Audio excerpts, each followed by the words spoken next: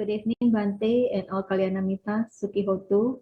I'm Aliana and welcome to the Sutta discussion day 9 by Bhante Dr. Gangodawila Chandima. Our speaker, Bhante Dr. Gangodawila Chandima, currently is the senior advisor at Ti-Ratana, Canada, a virtual Dharma organization that helps beginner as well as expert students in learning Dharma in varieties of ways. You can check on Ti-Ratana with the link www.ti-ratana.blogspot.com. Bhante Chandima earned a PhD in Buddhist Studies in 2015 from University of Sri Jayawardenepura in Sri Lanka. Bhante was a former visiting research fellow at the University of Victoria, Canada, and also served as Theravada Buddhist chaplain in the University of British Columbia, Vancouver, Canada. Welcome once again, Bhante, and thank you very much for the talk. Sadhu, sadhu, sadhu.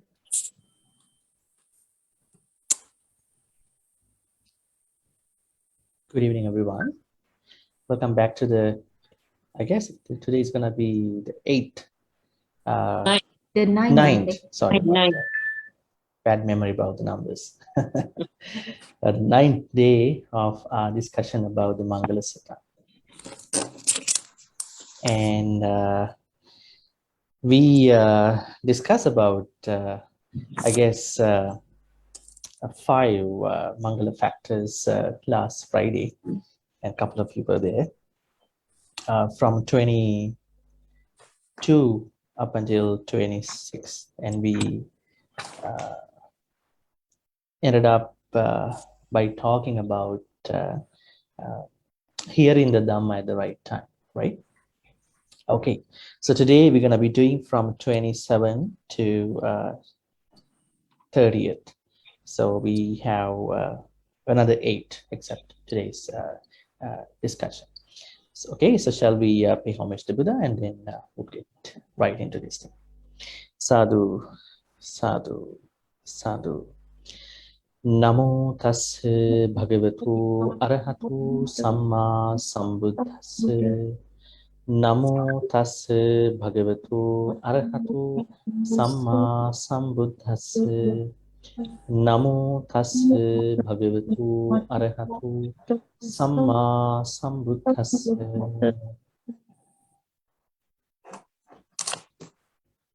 Okay.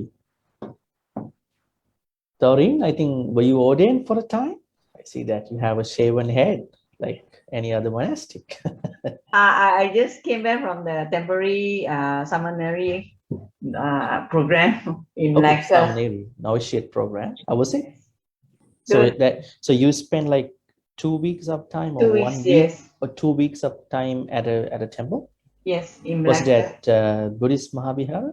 Brahma Vihara Monastery and Retreat Center in Malacca. Oh, Malacca. Okay, great. So what did you do as a monastic? Well, a lot of Dharma discussion and meditation and chanting. Oh, But my experience in the Pidapata on the second last day, I almost dropped my bowl. Because someone put something into the bowl and then it was heavy. Just threw it in. My head just slipped. okay. But how was the overall experience that you've been having for the 2 weeks? Because I think this is the first time to be a samaneri for short term. So like your thoughts about being in a novitiate program, and now what do you think about it after spending the 2 weeks in the temple? I see a clearer path for me. Still thinking about renouncing. Okay, so more towards renunciation. That's a good topic. I think this renunciation is the most important part in reducing suffering in our life. We talk about suffering a lot. The more we renounce, actually renouncing not in the sense of that you are distancing from physical stuff, you are distancing from mind. You're with them sometimes, but you have less craving towards them. As Theo mentioned a couple of times, I have, this thing and that thing. Remember, Theo? About the craving. Anyway, so you know that I start this with somebody to recite the stanza, right? So today's stanza is going to be on page number, I guess, 15, although you don't see numbers over there. If you see, scroll down the PDF, you see page number 15, verse number 9. So anybody there's reciting today? I think Aliana already recited, and Doreen, Theo. Who else today? We have Connie, Zita. Oh, we have a new gentleman, Suresh. I think you participated online, I guess, and Wu Chime. Anybody of you wants to recite today? Is it possible to type and then paste it in the chat? Let's see.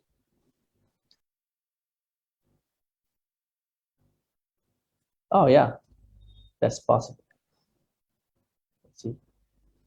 You got it right? Yeah. So who wants to read? Yeah, the stanza. Sita, you want to try?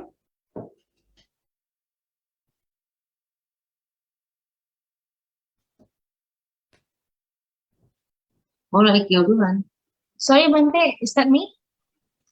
Of course, I'm welcome to recite. Yeah. Lai baca coba. Oh, ini Yeah, this is actually the same stanza, but been actually. Yeah. Yes, Bhante. From Kantica, right? Yeah. Let's try lah. Coba.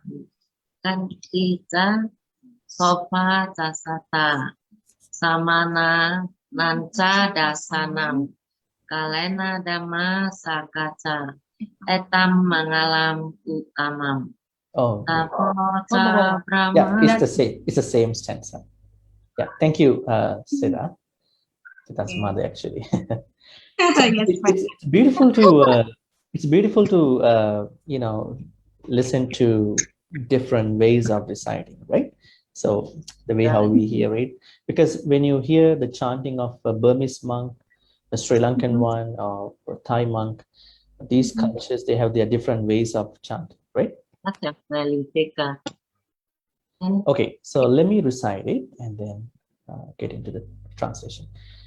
Kanti cha so chasata samananang cha dasana kalena dhamma sakacha etang Maṅgala Mutta. So we have four Maṅgala factors over here. Kanti is one Maṅgala factor, auspicious factor. Sovachasata is the second one. Samanananchadasana is the third one. Kalena Dhammasakacha is the fourth one. So the number will be from 20. It's going to be from 27. So 27, 28, 29, 30. Kanti. What is Kanti? Anybody wants to guess? What does Kanti mean? Kanti means patience. Yeah, Kanti means patience. Who is that? I didn't see. Oh, Uchi. Thank you. So if you can remember the word that we use for somebody who is going to see a doctor, could that be the same thing? Patient. You're gonna see a patient is gonna see a doctor, right? Why you become a patient before you seeing a doctor? Interesting, huh? When you see a doctor, like you are being called as a patient, right? Why is it? Is it because you have to practice patience?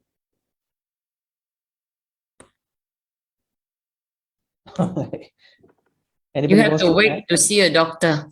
Okay, that's what we see. You have to wait to see a duck, right? Probably it's come from the Western backgrounds.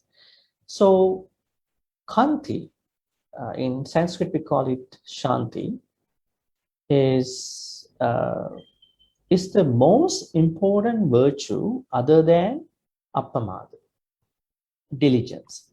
Now, if you are not able to practice Kanti, that means patience, do you think you can practice any other virtue? Let's say you want to give a dana, right? Offer dana, but somebody else took that day. Maybe other days you want to plan for dana. There are also arrangements done already, right? Being done already, right? So now what's going to happen to you? You have to wait for another day. Even when you are able to take a day, but on the day itself, since the beginning, you need to practice patience. Otherwise, you can't do it. Without being patient, you won't be able to do any other virtue. Now, in Doreen's case, remember that you wanted to participate in this, novitiate program for 2 weeks. Like, I think you're very excited about it, but it's always the patience that you need to, practice for the whole time. Otherwise, there is no Dhamma discussion. You can't talk Dhamma without being patient. You can't practice Dana. You can't practice Sila. You can't practice any other virtue without patience. That means patience is the root of, I think there is one Pali commentarial expression which I can remember. It says, patience is the root of all the virtues. Now, appamada is the starting point, or probably I would say it is what helps you to practice all the virtues, including appamada. But in terms of the nature of any virtue, patience, kanti, is the root. It's the root virtue. Have you ever noticed some who become very impatient in doing good things? Have you seen such people? Anybody wants to share? Can someone be impatient to do a good karma? Is it possible? Is it possible? It is. But can you give me an example that you have seen in your life? Probably not naming somebody's name, but you have witnessed something in your life.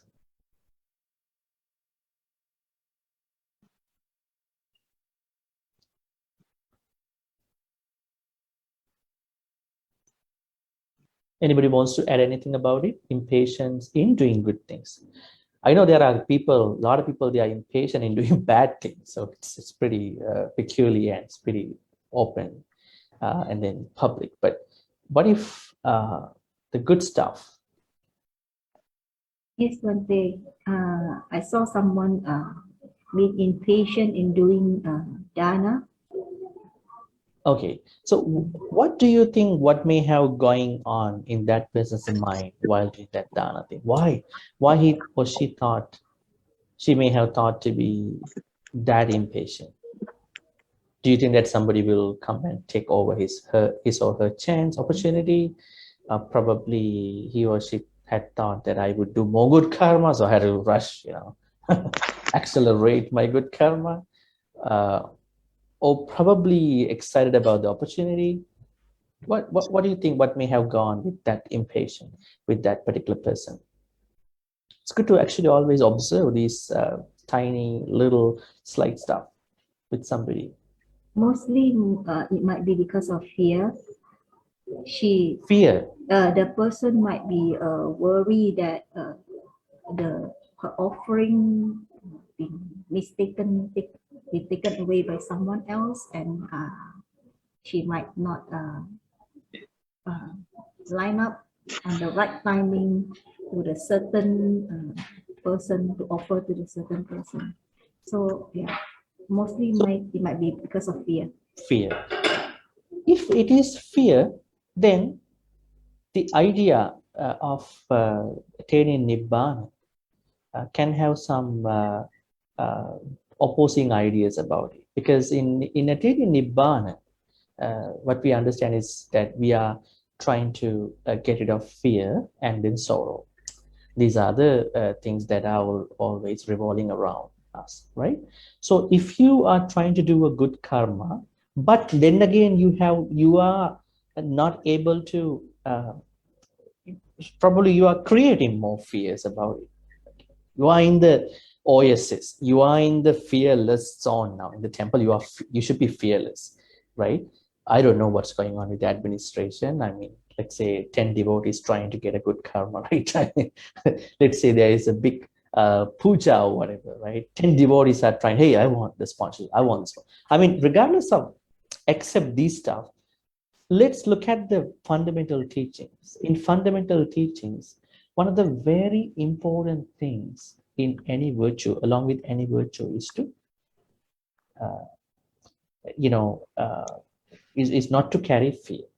Because once you have fear, then that will tend you to lead you to create some akusals, because you have fear. Fear is related to secular stuff. That's why in one stanza in the Dhammapada, the Buddha says, Ramaniyani aranyani yattana ramate jano vitaraga ramesanti nate kamadavise. So this beautiful nature stuff, like forest, they are always attracted by both like unenlightened folks and the enlightened folks. So the thing here is that when it comes to the attraction to unenlightened folks, they are enjoying that, whatever the joy, with secular sensual pleasures.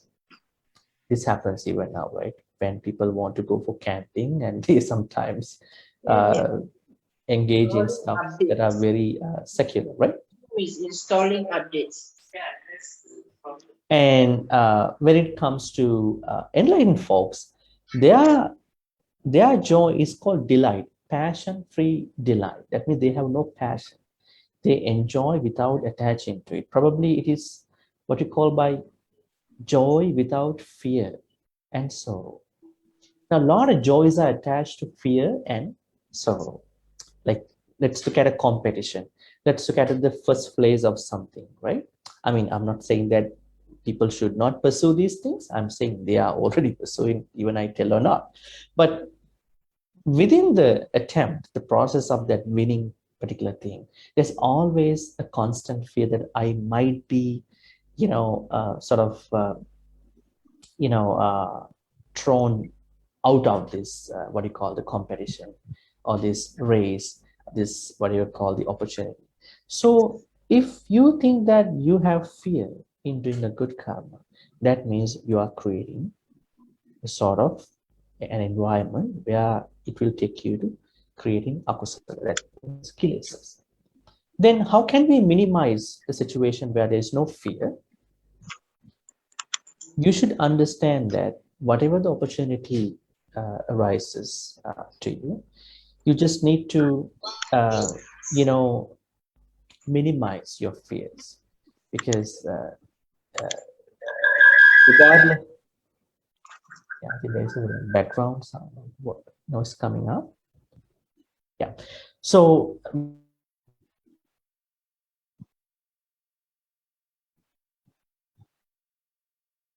our people at the Buddha's time, they gave their opportunities to other people. Now people go and offer dana, but there are people who offer their dana time and day for somebody. That is even better, right? So renouncing, letting go, right? Giving up. So anyway, so we were talking about the fear that is attached to a good thing. So patience is very important, because if you are not patient, then fear will take you off, which is not a good thing for anything. The most, I would say, calm person in this society is someone who has less fear related comparatively with other folks. So how can we minimize fear, or how can we create a life which has less fear, is that by understanding that although I lose the opportunity for good things, I'm not talking about the secular stuff, I mean spiritual stuff, that you are not shaken, because you know that you are already creating good karma. So that's how we should have the mentality. So when it comes to patience, once again, I'm trying to say that patience is the root of all the virtues. It's the root of all the virtues, which means you have to start from being within patience. If you don't start your dana, sila, bhavana practices from within this patience practice, then you will get stuck at a certain point. Then you will be challenged by others, and you feel that you are in a challenge. You feel that you want to do more good karmas to compete with somebody else, because you haven't understood the root of the virtues. Root of virtues is patience. Of course, the supervising part is the appamada. So patience is the root virtue. I don't know whether you have ever come across this way of identifying patience. Okay, so let's take a look at of the related concepts. Now, when we talk about patience, there's always the conversation about anger. I would say many other things, because those people who are fast to anger, they get so faced with unnecessary problems. There's always a saying called be slow to anger. Is it a good idea? Don't be quick to anger, be slow to anger. You might validate, you might justify your anger. I have to be angry now, but be slow. If you are slow, you will understand that I should not be angry at this point. That's a good idea. So in Buddhism, this patience is always connected to other these sub-concepts, anger, probably reacting to unnecessary emotions and negativities. Now, I wanted to show you something which is pretty interesting by reading commentarial expressions, statement about what you call kanti. Kanti nama adivasana kanti. Oh, this is about adivasana. Adivasana means bearing, tolerating. Anybody remembers how did the Buddha ask monastics to practice patience? Anybody found out something about it? I mean, but please don't get me wrong. Don't try to argue with another monastic about it. But this is what we see in the text. So I hope that you keep that way. In the Majjhima Nikaya, there is a sutta called Kakachupama. Let me find out the number. Kakachupama. It's going to be number, 21. Majjhima Nikaya, number 21. So Kakachupama. Kakacha means so, which is used by people who want to tear a wood off, okay? Tear off the wood. Now, the Buddha says in this sutta to monastics, suppose that there is a situation where the monastics have a break-in, thieves come to the temple and then they try to bind them to something.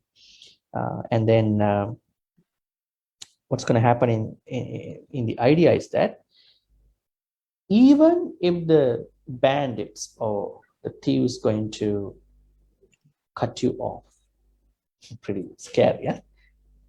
Whatever your limbs, bodily parts, you should not be angry. If somebody is getting angry, then that monastic is not someone who is following my advice. Okay. Now here's the thing. When we take this to 21st century Buddhist practice, we can take this in the same way, of course. And I don't think that you will agree with that idea, right? But this extreme level of patience is like that, right? The Buddha said, you have to practice patience. Now, the other thing is not just talking about a bunch of thieves and coming to a temple, having a break-in, and then trying to bind the monks to certain places and then try to tear their limbs off. That's not the case here. Now, if Buddha is to say like that, what could the Buddha's idea be about other things for a monastic? When there is an argument, they are not supposed to be impatient. So this is the idea. I mean, we had to take this idea to our life, regardless of monastic or not. Monastic, lay people, patience. We have to look at the patient in that way. This is one story in the Majjhima Nikaya. And there are many other stories that I wanted to share, but I think because of the time, I'm going to actually sort of keep to a couple stories. One story is a tree spirit. You know, in Buddhism, there are many devas, right? Some devas are higher devas, some devas are lower devas. Now, somebody may ask the question, how come? How come there are devas who are lower and how come there are devas higher, right? It is said that the Rukkha devas, tree spirits, are lower devas. They are terrestrial devas. They are living on earth, the ground, but the devas who are living in the sky, whatever the ways, aerial devas are higher devas in heavens, particular heavens. So it is said that every house has a deva depending on the nature of the household. Interesting, huh? The way how you run the household. If the breadwinner of the household, if the couple of the household are too angry, bad people, cruel, the deva also will be the same. Who is going to come to your house?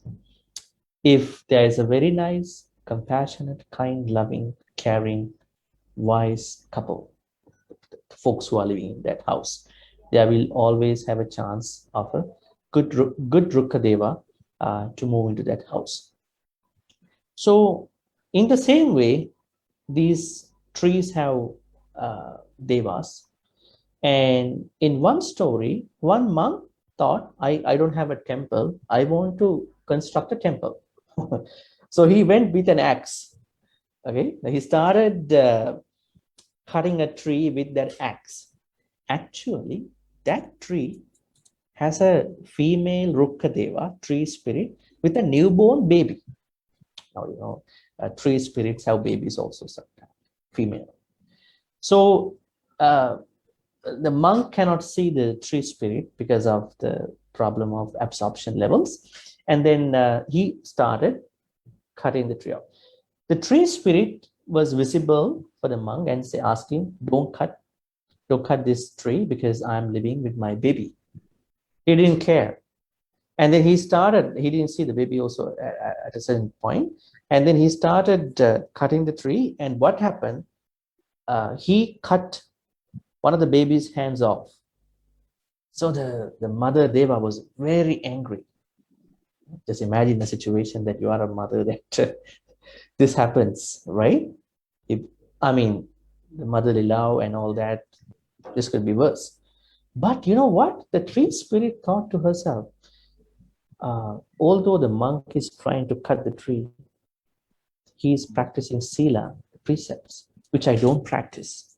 If I do anything wrong, I will be born in the hell, apaya. So I should hold it back. I should hold my anger back. I know what happened. But I have to think about who is his teacher. And she found out the Buddha. So she rushed to the Buddha's feet and saying that, Bhante, this happened to me and I was so angry. I was trying to hold back my anger. I didn't do anything, but I was so angry, but I held it back. I came to see you, tell you that this is so unreasonable, not good. And then the Buddha said the Gatha. That is in the Dhammapada. I will tell you the number. Dhammapada 222, 222. Yove uppatitang kodang ratang bhantang vare tamahang saratin bhumi rasmik gaho itaro jano.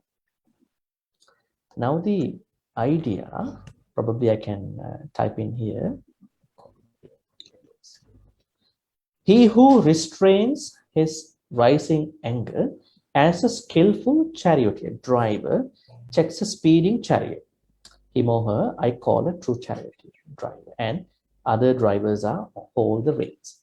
Now just imagine you are a driver on the road and you are driving, and all of a sudden there is a situation comes up that somebody is going to cross the road, which he or she not supposed to cross. But suppose there's a hill, and if situation is okay, you probably try to be able to stop the vehicle in time.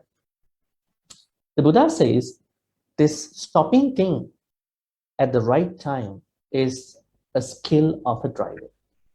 Now at that time, there were what you call carts drawn by oxen actually. And then if any charioteer can actually stop the cart in time, he or she is a good driver, charioteer. In the same way, you stopped your anger in time. I really appreciate you. It's imagine patience. I mean, once your anger rises, you knew that this is anger, and I don't want to actually continue this anger. But you were not happy about what happened. You came to me. And the Buddha said, I really appreciate you. See, this patience, it's a real good example to our day-to-day activities. Another, I would say, stanza in Dhammapada, number 227. In that stanza, what we see is a story. There was a famous upasaka, lay man called Atula. He, with his group of people, went to listen to Dhamma from many monks, many famous monks. It happens in today's world too, right? So he approached a monk called Revata. What was his name? Revata. He's a very famous monk. This Bhante Revata he's a monk who always likes not talking to other people. He's very silent. I don't know whether you have ever come across that kind of a monk. You expect, hey, Bhante, speak, talk, right? He's very silent. He's practicing what you call this noble speech, I guess. I mean, more than a normal average.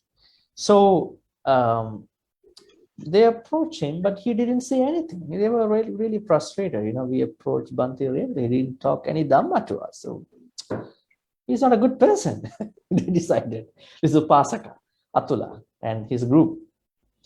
And then they approached another monk. Okay, let's go to Sariputta, Bhante Sariputta, and we'll ask him to give a Dhamma talk to us. And then they approached Bhante Sariputta. He's Arahant Sariputta. He's the second, he's after the Buddha. He passed away before him, but he's the second senior after Buddha. And then what happened? You know what happened?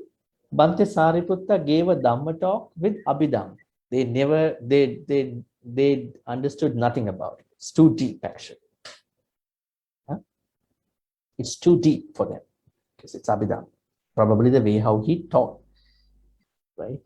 We also teach Abhidhamma. I mean, we have to understand the audience. And I'm always looking at you, how you take it, the Dhamma practice. And then they were not happy about it. They said, we don't like your Dhamma talk or whatever. And then they approached this unenlightened monk called Ananda, Buddha's attending monk, Bhante Ananda. You know what he did? He gave a very sketchy and a bare essential talk, very minimum simple talk, like a very simple one. Have you like hear a Dhamma talk in a dana place or a chanting place, a very bare minimum, like a very sketchy talk? They said, oh, it's too simple, too normal. We don't like it. And they blamed Bhante Ananda too. And then they approached the Buddha and said to the Buddha, you know what? We approached 3 of your very great disciples, monks. We thought that they could teach us very well. But, you know, we didn't like any of these talks. And then you know what the Buddha said? Number 227 in Dhammapada.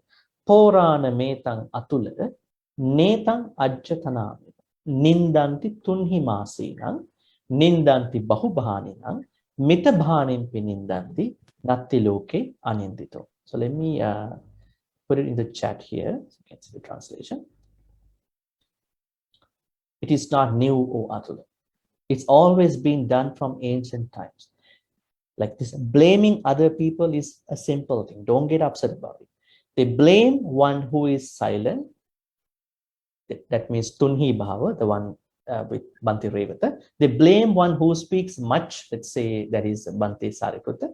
They blame one who speaks a little, that is Bhante Ananda. There is no one in this world who is not blamed. Okay. It's a normal thing. So don't get upset. When somebody blames you, don't get upset. Is it a very simple thing to practice? Are you getting very frustrated or upset when somebody is blaming you? If that is on grounds, right? But don't worry about it. Don't take it so seriously, right? But if there is something that you may have done, definitely you need to apologize. But other than that, don't be frustrated. How many people are committing suicide because somebody told something to them? They can't take it because they were, trained. They were actually taught in a way you should never get a blame. It's true. It's a good idea, but we still get blamed because people are different. We are different. If you understand that, so you will be pleasantly looking at the blame and then do the rest. Okay, now the idea is that the Buddha told layman called Atula that you blame Revata, Sariputta, Ananda, but I don't think this is a new practice. This has been happening over many centuries because it's a normal thing, right? So patience is very important because of all these aspects of patience. Anybody wants to add something that we haven't talked about patience here?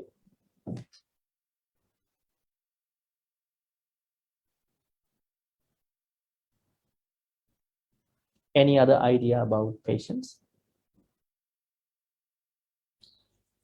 Maybe I can ask one of you to explain a situation where you practice patience, if it is not too personal, without naming their names. Anybody dares? Who's there sharing with us? Tell me a recent situation, kind of an event that you practice patience, so a big problem could have been solved, that you stop happening a very big event, like a bad situation, because you were able to manage yourself. Let's be practical rather than just saying theoretical stuff, right? We had to look at our practical life. One day I want to try one. Yeah. Just like at home, sometimes my wife scolding my children that not doing homework. But I feel sometimes it's a little bit too harsh.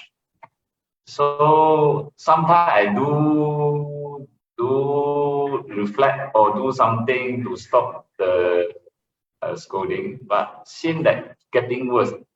So now I try to patient not to do anything, just listening is scolding. Is it called patient or just? Well, I mean, you have managed yourself, but if you think that if it is going to negatively affect your children, then they may need something else. But I think for yourself, you have managed yourself very well, because right, it is a good thing that we have to manage ourselves. We have to be able to, for being able to manage us actually when somebody is blaming, right? Anybody else?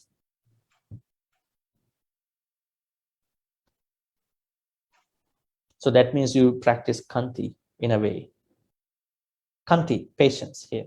Because Kanti Jasova Chasata Samanana Chadasana, that is the stanza today which you've been talking.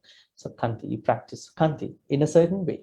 Now see, a lot of people asking Kanti or whatever the other Maṅgala factors are Maṅgala factors. But have you ever thought about how many of them have I been able to practice? So see, Lim. So there's a situation that you've been able to overcome. Like you've been able to see it, that I understand this in a way that I'm not getting angry. I'm not getting upset about it. Anybody else? Do I have to think that you're all getting compliments all the time, that you're always praised, complimented by folks around you? your family, your co-workers? Is it? Somebody is sending something. Bhante, is this Kanti here and Kanti in Buddha Jai Maṅgala Gatha? Over the Patimokkha. Yeah, same. Yeah, just same. Yeah, Kanti is the same. This big practice, the bigger practice. Kanti paramang tapo titikka. The greatest, what do you call, austerity is patience. Over the Patimokkha. Okay, coming back to individual situations.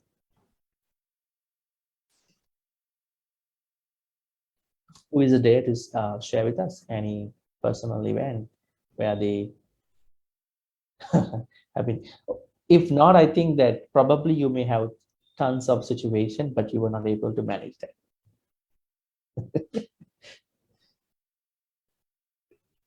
I would like to try one thing. Yeah, Ariana, go ahead. Lately, I read about the quote by a monk, Bhante. They said like something like, "It's none of my business." So whenever anything anyone else done, it's none of my business. My business is my own thoughts, my own intention. And so wherever things happen, I try to use this word, it's none of my business. Is it selfish or how? Bhante? I don't think it's selfish as long as you are not, you are helping other people, right? I think oftentimes we put our fingers into other people's business. Then this happens. I remember, I think I shared with you once one real story that happened to one family back in Canada. There's, I mean, in this family, the father wanted to know the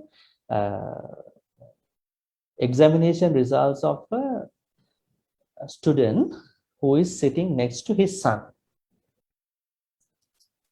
Okay, crazy, yeah. And then he kept asking this couple of times, and you see the wisdom of the son at the end. And then I think the son has come to a point with his father saying that, you know, Dad, he's asking, you know what, the one who is sitting next to you all the time, I have seen that guy, how's his results? And the son told the father at a certain point, after being very frustrated, you know, yeah, I know his result. You know what it is?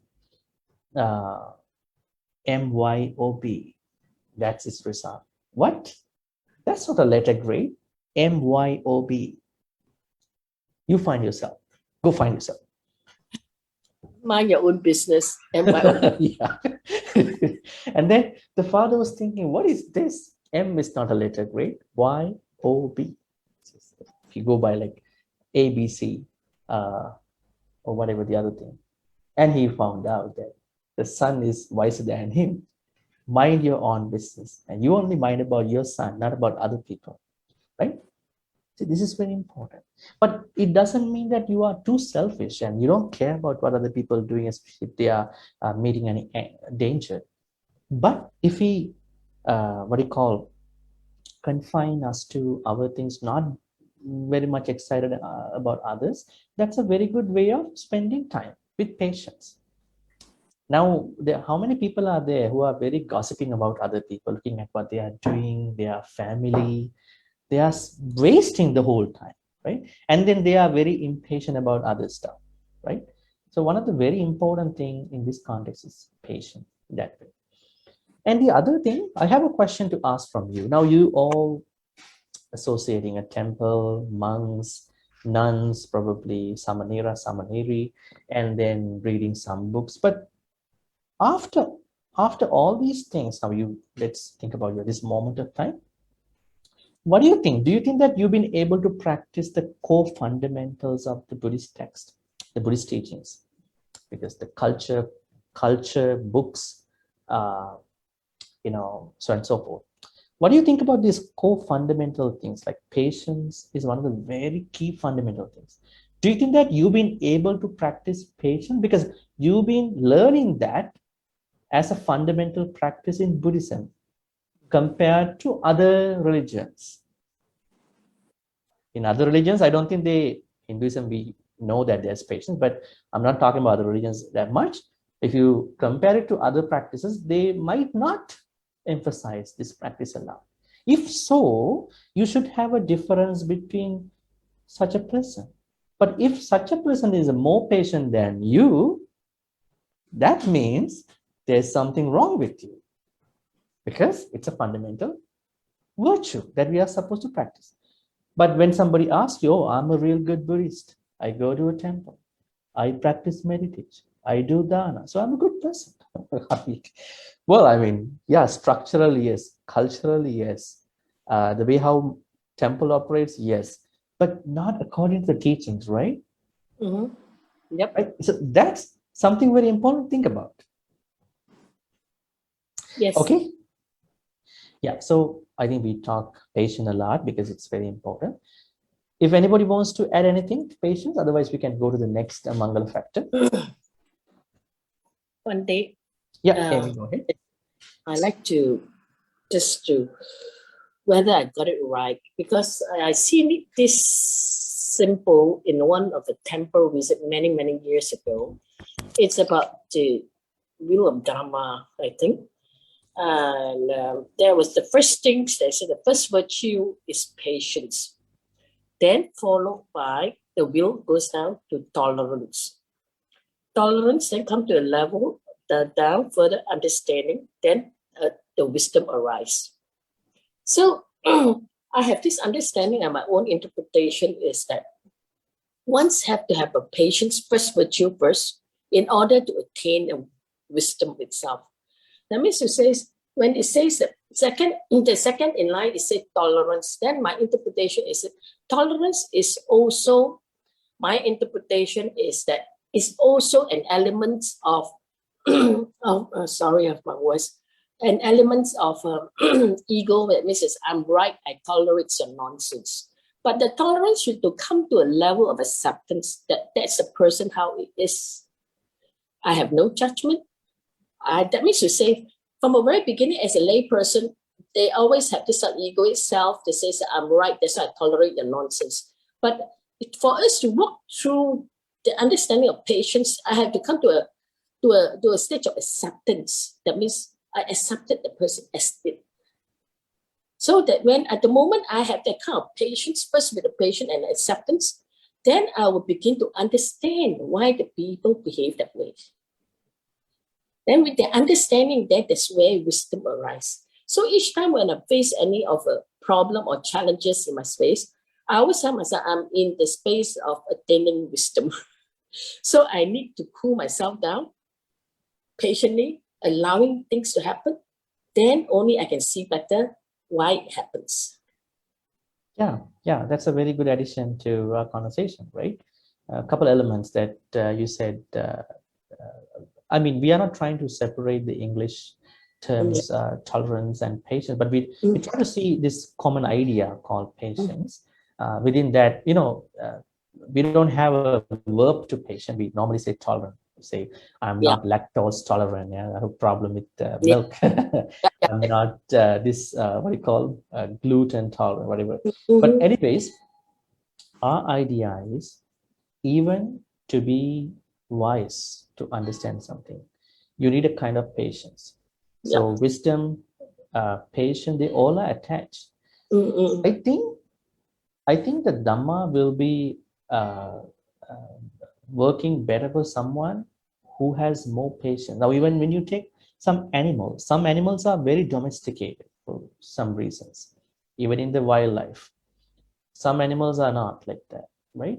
So it's a fundamental thing. And remember that a marshmallow experiment with children that we see a long time ago, that you give one marshmallow to one kid and asking not to eat it, I'm going to give you the second one. One guy is going to eat that, so you won't get the second one. The other guy is trying to stay harder, I don't want to eat it because I'm going to get another marshmallow, right? This patient, because trying to teach patience to kids, I think it's a very important quality. this is what helps us to know more, understand more of our life and the other people around us. So yeah, so Amy, your ideas are very interesting. So tolerance, patience, although we see them at a certain level, but the practice of patience is what we always encourage everybody to, practice all the time. Yes, I also noticed that when one is patient, they're less reactive. Yeah. Less. Yeah, exactly. Because you understand. Because So- you patient for a reason, because you know why should I, right? Not that I don't care that kind of things, but sometimes you have to allow it to happen. Mhm. Because Yeah. it calls patience for it to happen, for it to be learned. Because most of the time, even as a mother to children, they try to avoid having things, from hurting the child and all that, trying to, protect it. But I begin to notice that the more that we are protective, the more that we are like shielding our children to such a level of not able to stand on their own. So sometimes I have to say that okay, let it be, let it happen. They have to learn. Sometimes learning from a hard way is more effective than actually trying to protect it all the way. Mhm. So this call for patience is that sometimes you so desperate, no wanted to help, but you have to pull back. No, this is not time. It's not time yet. You have to hold on to it. Yeah. That kind of feeling. So yeah, I think this concept is attached to many other facets of life, like insecurities, like why parents are feeling so insecure that they think that they should do this and that. So yeah, Amy, I think we have to finish the other rest of the Maṅgala factors too. So Okay. we can talk about this because this is the fundamental root virtue. I would say if you try to allow yourself, as you said, there will be more room for you to solve a problem in your life, be that your children, your life, your parents, your other decisions. So rather than always, thinking that the insecurities will control me, insecurities will come to you as long as you are not allowing yourself to understand what is this and how it's going to work for you. Okay, the second Maṅgala factor in this stanza is Kantija Sovachasaka. Now, this comes from Suvacha. Remember this word called Suvacha? Do you find this word in somewhere else? Suvacho Chasamudu Anatimani. Where is that? Metta Sutta. Suvacha. What is Suvacha? Being able to listen to someone like Kalyana Mitta.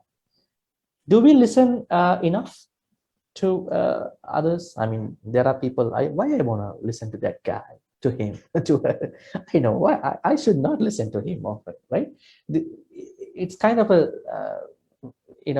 result of this ego. But actually, although you may have such things or you may not have, we should be able to listen to or open up for a Kalyana Mitta, because we should not think that we are able to see everything as it is, right? So we need a second opinion. Always getting a second opinion is not bad.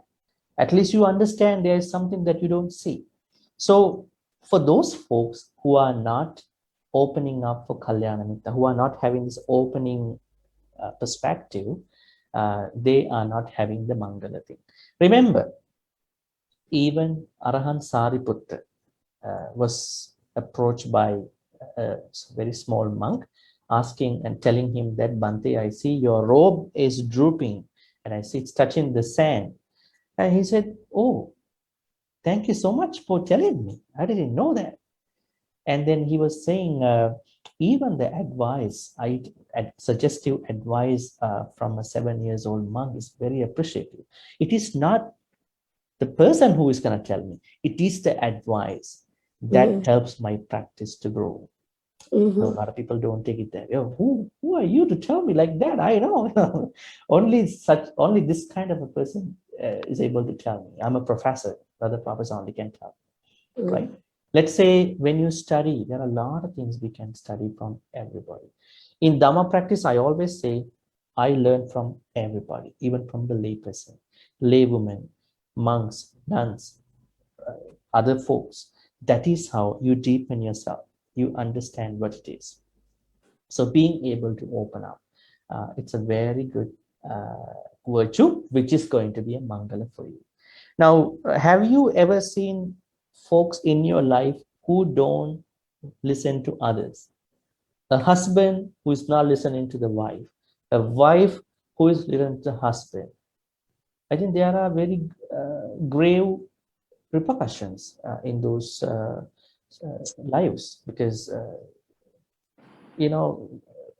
somebody wants to take the last word, don't want to get defeated. I mean, they think that this is a competition, you have to listen to me and I don't want to listen to you.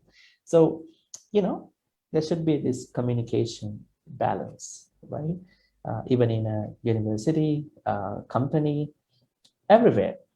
So that's a good, very, very good virtue. Plus, it's going to be a Mangala factor. Anybody wants to add anything? Very interesting virtue, huh?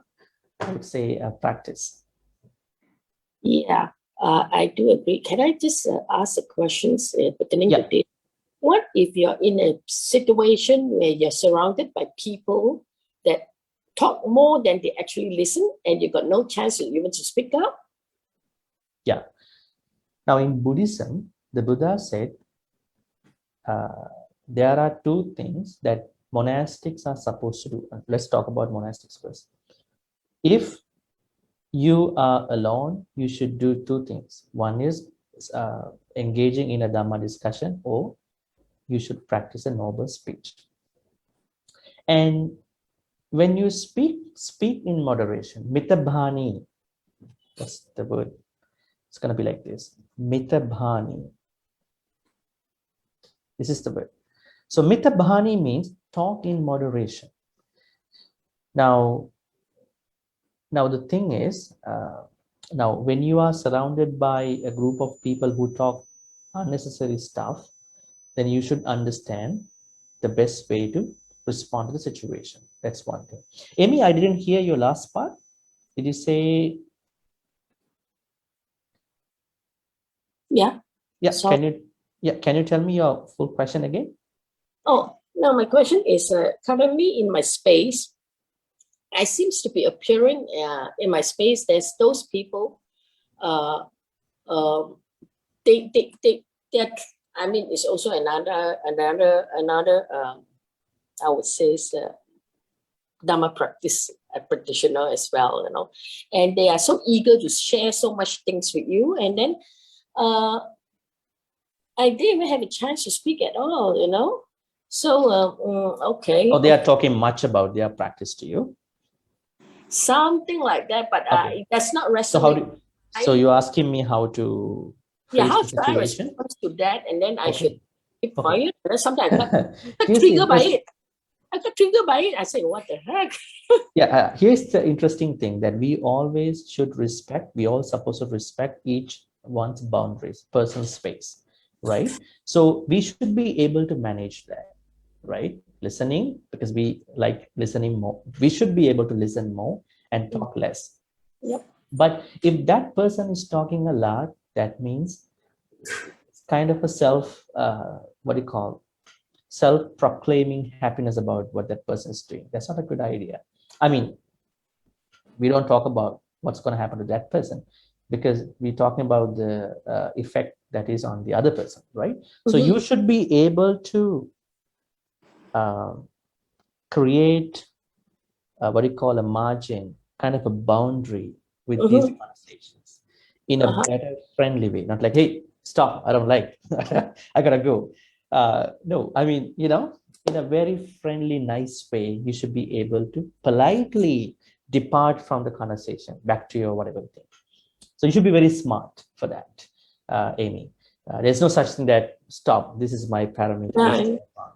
So find out a better, friendly, comfortable way to depart from such conversations, because even to talk about other people good things a lot by oneself is not a good idea. Anyways, so here the Maṅgala factor is that we should be able to, I'm saying we should be able to open up for somebody who can really teach us the well-being of our life. Do you think that you should be able to open up for a Papa Mitta, bad friend, bad guy? No, we should not. We should not. That's why you have to understand who is a Kalyana Mitta, somebody who can really teach us. After knowing that, only you are going to. So don't be opening up for every unnecessary person. Yeah. You have to close down your space for them unnecessary people. But for good people, yes, you have an open heart. Hey, please tell me what to do, and I think about it. Yeah, so that's a Maṅgala factor. Third one, Kanti cha sova chasata samananancha dasana. Samanana, who are samana? Now remember in India, what do you call 15,000 years back, BCE, before Christ, BCE, 1,500 years back from the time of the what do you call Jesus Christ. So this is the time we call the Veda, the Vedic Brahmana time, where the Brahmins were actually governing, ruling the whole society. That's not the time of the Samana. Now, after some time, there was a time, especially the time the Buddha was born. When was that time? 6 BCE. Now, after how many years? 1,400 years, right? After, there was a time where the Samana tradition is being practiced by 6 teachers: Purana Kassapa, Makkali Gosala, Ajita Kesakambala, Pakuda Kachayana, Nigantanataputta, and Sanjay Bellatiputta. All these are samanas. Now I will share with you what's their philosophy under samana. Now, Purana Kassapa suggested a samana tradition which had amoralism. He said that, even if you kill somebody, it's okay. Even if you're not gonna kill somebody, it's also okay. Stealing is okay, not stealing is also okay. Amoralism, that was his practice. Purana Kassapa. But they were practicing it as a samana tradition. Then Makkali Gosal believed in determinism. Everything happens from past karma. Is it true in Buddhism? Mhm. No, not everything happens from the past life. Fundamental error of many Buddhist people who think, okay, my past karma comes to me. It's not the past karma, but majority come from past karma. But I can't say majority because I'm not really cautious about it. But I would say a fair amount of past karma can affect. Although you have past karma, you can change your life. Now, even in many countries, even in Buddhist countries, how many people go after astrologers and asking, what's going to be my life like in 10 years and all that. And you are sacrificing your effort on these people, giving them your life. Buddha said, no, you can change your life. Do more good karma. Because past karmas can have an effect on you, but you are able to neutralize the effects of past karma. Always believe in effort. Even the effort cannot give you many things, at least be happy you were able to put effort on that particular thing. At least.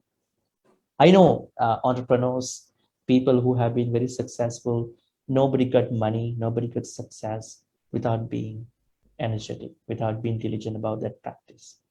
So the Buddha said, not everything happens from karma, but there are a fair amount of stuff happen from karma. But you can neutralize other than a couple of things. If you have killed your mom, dad, arahants, if you have done splits among Sangha, you have wounded a Buddha, they are bad karmas. Other than that, you have so many opportunities to practice effort. So this philosophy, samana philosophy of what you call Makkali Gosala is going to be not approved. And the third samana tradition is Ajita Kesakambala. He practiced a materialism. It's more about denial about spiritual stuff. Always like probably more into material stuff. And then the Pakudakachayana's philosophy is about atomism, where he said that there are 7 things. Everything happens from these 7 things, which is a fundamental error in Buddhism. And then what you call Jainism in the practice of Mahavira, Nigantanath Buddha, he practiced extreme, what you call innocence, non-violence, which Buddha said, which is not important. And then Sanjay Bellatiputta, in his Samana tradition, he practiced and kind of an escapism. When people ask something, he said yes or no. He is not particular about anything. So all these are Samana traditions. So then the Buddhist tradition is also another Samana tradition, which is which has revolutionized all the previous Samana traditions. Now, my point here is that when you say Samananancha Dasana, seeing a monastic is such a Mangala, mostly appeal to a Buddhist context. But somebody can say from other philosophies like these 6 teachers, seeing there one of the monastics could be a Mangala factor. But for you, seeing a monastic is a Mangala factor, right? Even you see a monastic on social media, on TV, probably from a book, it's always giving you this calmness, what you call this inner happiness. So it's a Mangala factor. The last, what you call the Mangala factor is about the second level of, the second stage of the previous stanza.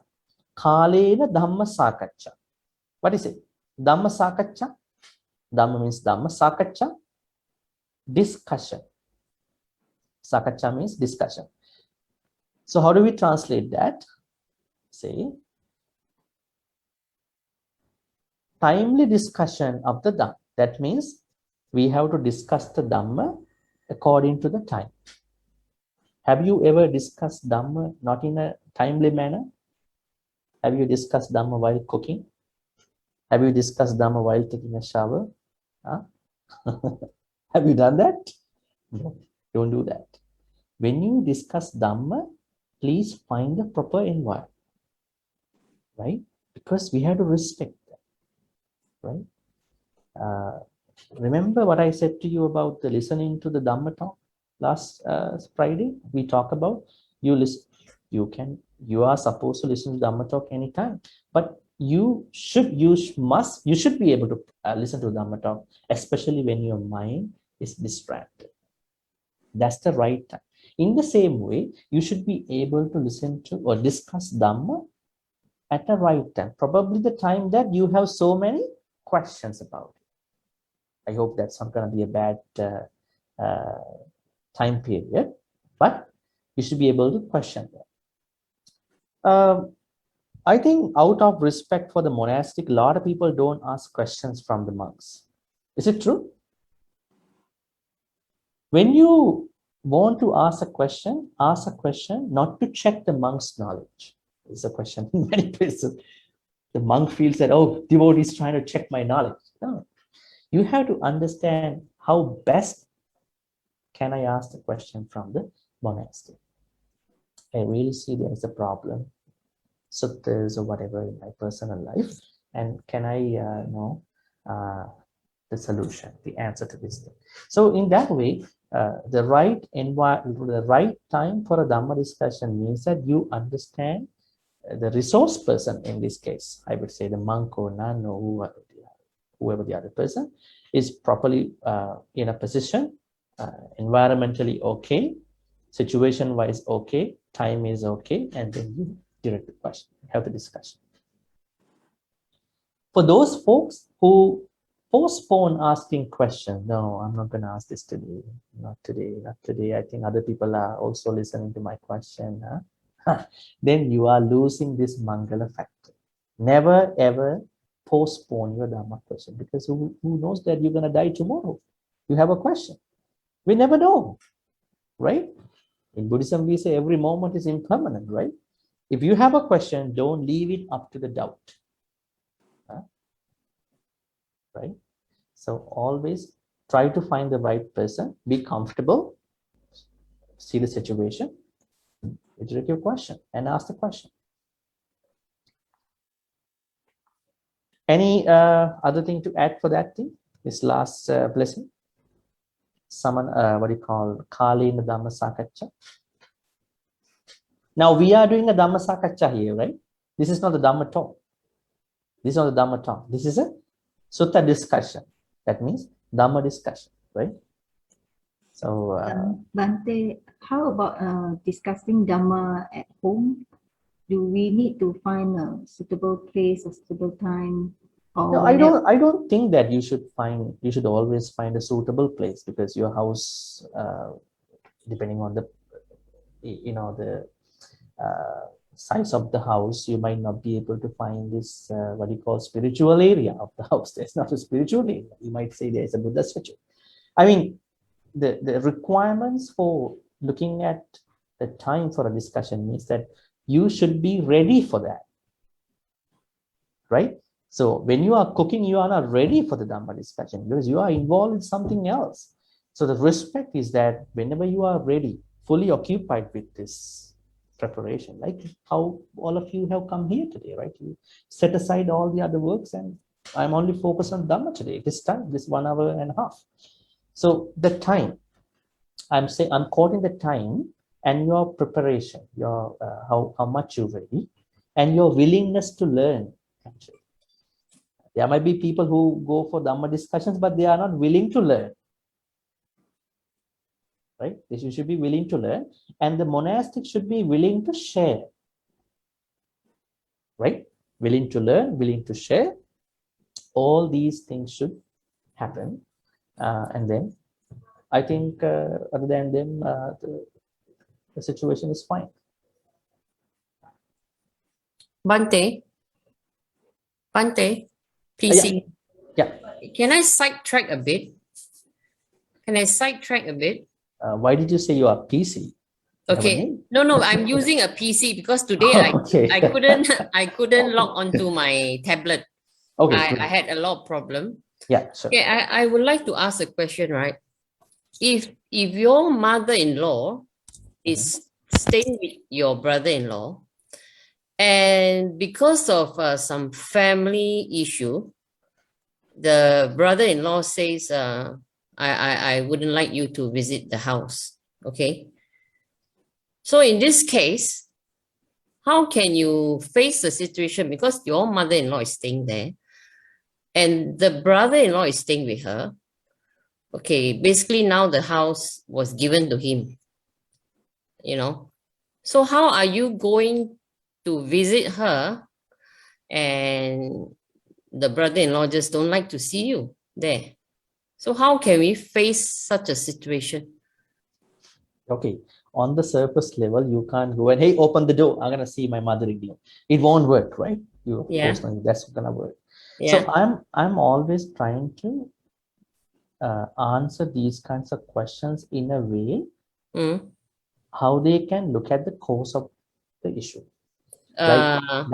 I'm coming to your question, PC. You are not PC, your name is Theo, right? No, I'm Kim. Kim, sorry. Kim. Yeah.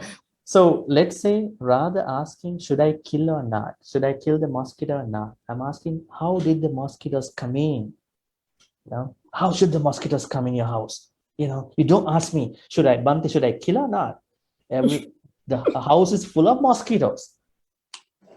Who asked you to let the mosquitoes come in? Are you asking me kill or not? Don't give me the option like that. So I'm looking at the cause of any problem. That's the Buddhist way.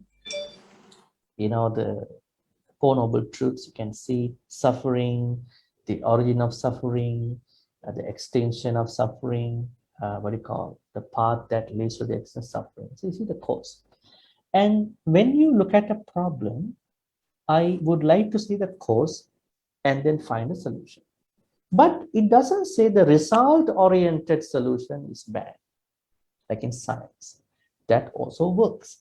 Now, in your case, I don't know what happened. Why this brother-in-law doesn't like you visit mother-in-law? We don't know. Probably it's too personal to share here, I guess. Now, the situation has happened. So I think as Buddhists, we should not make conflicts with anybody, although we don't like others. That's number one. Don't create problems with others, although there are what you call valid reasons to be so. That's the first thing, because once something happened, it's kind of difficult to sort of get back to normal, right? In this case, I think depending on the situation, if you still have a communication with this brother-in-law, okay, see, you're showing that it's not. Yeah. So what's the mother's response to this? Mother-in-law's response to this? She wants to see you. Of course. Okay. So probably, I mean, if I were you, I mean, in that case, I will be smart enough to have a conversation with mother to see her in somewhere else. Oh yeah, she probably comes bring over. her. Probably Yeah, bring she her comes out over.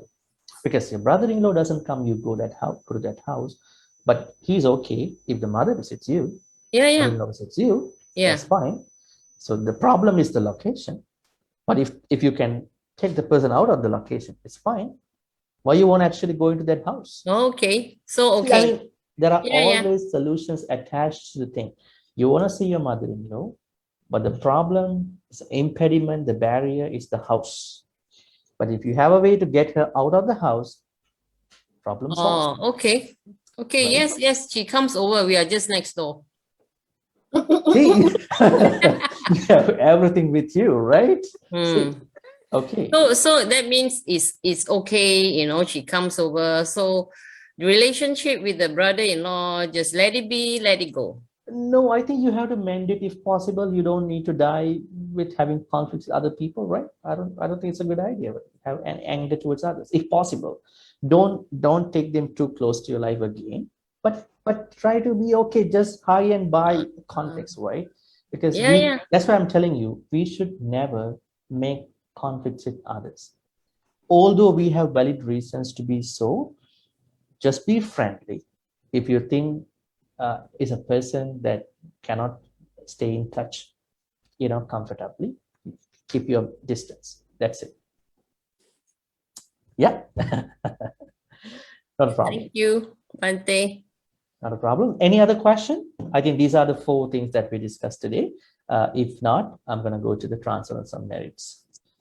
Bhante, Yeah, Hema. Bhante, can I know it is 4 Maṅgala, right, today, or 3? 4, right? 4 Maṅgala. Oh, Yes, we talk about. So it should be 30 lah, tonight, is it? Yeah, to so the it is from 20 7, 7, 28, 27, 28, 29, 30. 30. Yeah. Okay, Yeah.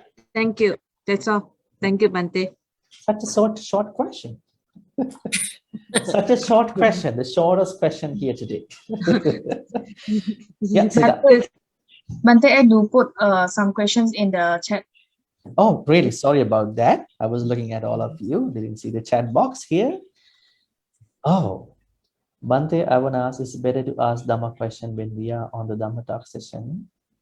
Or is it better when we collect some questions at a time, then take note and ask in office? I don't have an office now, but during free time, we're talking about your situation. It's no problem. It depends on the situation. If you think that you are not comfortable in asking the question in public, it is of course good to approach him, in that way. Yeah. But if it is this situation, I have no problem at all. But I encourage you to be brave enough to ask questions. Don't say I'm going to ask later. I'm shy to ask questions. No, just talk it out. Be yourself. Be yourself. Because although you learn as a group, you're learning for yourself, not for other folks, right? It is you who is going to become a better person at the end, right? So that's the plan. So if you think it's too complicated and personal, please, okay, you can ask anytime. But here, I encourage you to ask any question. The second one, also, it's okay. Is it okay to ask Samaneri, who are not yet become? You mean questions? It's okay. Whoever, maybe a devotee. At that time, at the time of the Buddha, there were some devotees who have attained Anagami. And then, what was her name? There was a lady who was Anagami, and she's been teaching Abhidhamma to monks, actually. But here we have a certain hierarchy now in the Buddhist culture. You don't ask a question from a devotee in the Dhamma hall while there is a monk who is sitting, right? that's not proper. So there is a monk, you ask the question from the monk. But if there's no monk, if you think that there is somebody who you think who is capable of answering you, go ahead, while respecting the situation, because your only thing is not look at the status, but want to solve your question. This is the main thing. If you have a question, if even somebody is gonna solve that question, that's enough. So Samanera also good options. But if you are in a hall or a room where there are a lot of Sangha, like Upasampada Sangha, definitely you should ask the question from them first as a respect. But if there are not Upasampada Sangha, then you can ask from them. Also, if you feel, although you have options to ask the question, this Samanera is more capable than others. If you feel that impression, you can directly ask from them, because your only thing is to solve the problem, not just to respect the hierarchy. Make sense? Yes, Bhante, I understand. Yeah. Also, Bhante, I want to ask about Kanti, the patience. I read in a book for the Udana Sutta. I read so many sentences that Which sutta? Udana. Udana? Udana. Pali, okay. Yeah, Udana Pali. In Indonesian person, I read that Buddha tends to live a situation where he feels there are so many noise and he feels attached. And why doesn't Buddha just stay there and do meditation and just stay at the place, not go anywhere else, and let the situation being like that, noise being noise, and he can keep calm by himself. Also, in one more story I read that there are like a meeting of a group of new bhikkhus, and then because they are talking so loud and they are so noisy, then Buddha asked a monk to tell them to go home, even until 3 times, and then the Bhante go home, and then only some will come back and understand that Buddha means Buddha dislike the noise, but why Buddha tend to leave the situation but not stay at them? Why, Bhante? I tell you a nice story that I witnessed in Vancouver when I was in Vancouver for 6 years actually, from 2011 to 2016 until I finished my fellowship in Victoria. Like the first couple of months when I spent time in the temple, I was given the meditation, new people, and then so many experienced meditators in that background. There was a gentleman who was always complaining about an ambulance and a police car at the time of the meditation. Now, at the end of the meditation, his question is, you know what, Bhante, I've been really doing the meditation well, but at that time, the ambulance made that noise, the sirens. So I was so perplexed, and then I was so distracted. Another day, a police car, right? And I didn't say anything couple days, but there was a time that I felt that I wanted to address this question. I said, this ambulance, the police cars, which are creating some silence, they are really good for your meditation. Because you start your meditation from no noise. That's why you go to a very isolated room, shunyagara, right? Why do you go to temple? Temple is more calm, right? Not like your house, not many distractions. But our idea is one day I should be able to meditate when there are a lot of noises. Now this happens to many. They go to a forest, they meditate, but they come back to the city. Then again, you are surrounded by the sounds. So the idea is we start from a very calm, peaceful place. Not that we should be having the same environment to practice meditation, but we should be able to manage. When it comes to the Buddha, we understand Buddha didn't mind the Mara's temptations. How many things did the Mara do for him? He was not shaken. So he has no problem with the sounds, noises. But you remember what happened in that temple, as you say, Goshita Rama in the Kosambi. What happened? Now, as time passes on, monks, they were separated into two groups. One group was Sutta, mastering the Sutta. Other group was mastering the discipline, Vinaya. Then what happened? At a certain time, they had an argument about what should we leave in the toilet. Such a bad idea, right? Should we leave some water or not? Sutta monk said we should, I don't know, we should leave some water. Vinaya said, no, it's the duty of somebody who is going there, right? The Buddha said, hey, don't make a conflict about this thing. This is such a tiny, trivial thing that you argue, not about Dhamma. I don't know. It's about something in the temple. And finally, Buddha could not keep them managed. He had to leave the temple. Just imagine, he left the temple. And then what happened? People stopped giving dana. Right? That's how he came back. So my idea is this, not about the Buddha. Buddha has no problem to meditate even in the middle of a lot of noises. So he was doing things to manage the monastics. That's why he had to leave. Otherwise, he has no problem. But how does this apply to us? This applies to us in a way that we start our meditation with a peaceful place. We try to do that. But if there are sounds coming from others, I think they are blessings to us. Because then we have opportunities to check our peace. They are really good opportunities. If people are troubling us, if there are a lot of sounds coming from others, they are good testing things. If you think that in order for me to meditate, I should always have a very peaceful, quiet place, you will do it. You can't do meditation for more than 2-3 hours. You have to be with other folks. You have to be in your real life. Then you won't be able to put that in your real life. Real life is a very messed up, noisy place, right? There's no argument about that. So that's the time we should be able to bring the meditation, bring the peace. That's how I look at it, Sita. So Buddha's way, and then how we are supposed to take it to our life. So sounds, noises are really disguised blessings to our practice. They check us. How fast we're going to react to these situations. Okay. Any more questions?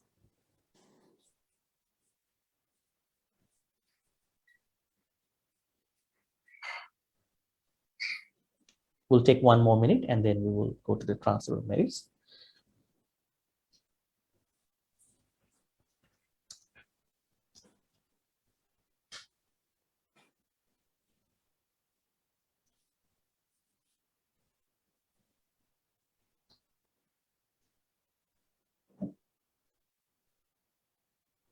So noise is a blessing in disguise. If you really know what to do.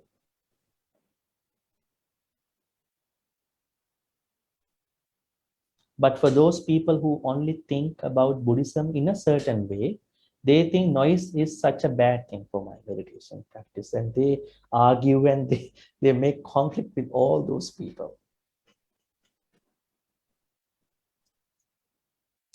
Okay, there are no questions and we have been doing this for 1.5 hours already. And we are on the verge of Vesak time too, right? In a couple of days, Vesak is on the verge of our time. Wishing you a happy Vesak 2022.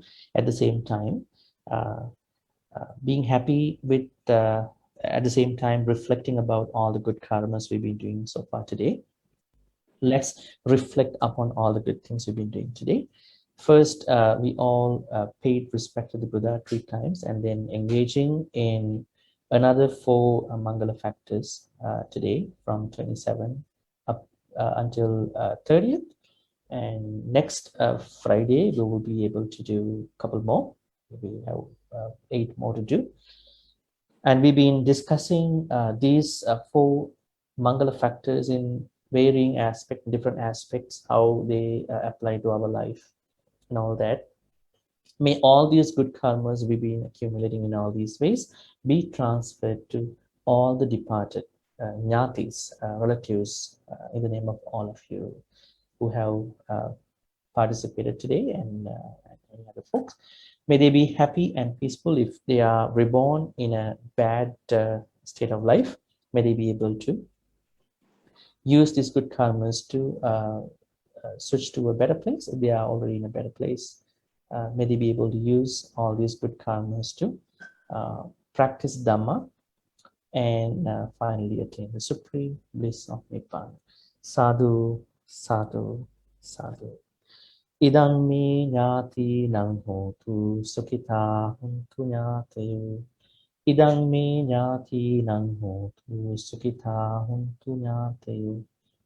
Idang me ñāti nang hotu sukhita huntu ñāteyo. Let's share all the good karmas with the devas, nagas, and all the mahipikas, powerful beings. May all the good karmas be shared by all these devas, nagas, mahipikas, and may they protect all of you, starting from Chief Reverend, other monks, devotees, participants, and everybody, every being in this universe. May they be able to protect and bless for good health, quality of life, and all the good things in their life and lives. May the devas, nagas, brahmas also be well and happy. May they also attain the supreme bliss of Nibbana. Sadhu, sadhu, sadhu. Ittavata cha ammehi sambetang punya sampadang sabbe deva anumodantu sabba sampatti siddhya. Ittavata cha ammehi sambetang punya sampadang sabbe bhuta anumodantu sabba sampatti siddhya. Ittavata cha ammehi sambetang punya sampadang sabbe satta anumodantu sabba sampatti siddhya. Akasattha cha bhummattha devanaga mahittika punyantang anumoditva chirang rakkhantu lokasasana. Akasattha cha bhummattha devanaga mahittika punyantang anumoditva chirang rakkhantu desana. Akasattha cha bhummattha devanaga mahittika punyantang anumoditva chirang rakkhantu maṅ paranti. Finally, let's make our great wish, which we've been always making. May all the good karmas we've been accumulating today be helpful for all of us to attain the supreme bliss of Nibbana. Sadhu, sadhu, sadhu. I'm going to bless you with a couple more stanzas. Please receive the blessings.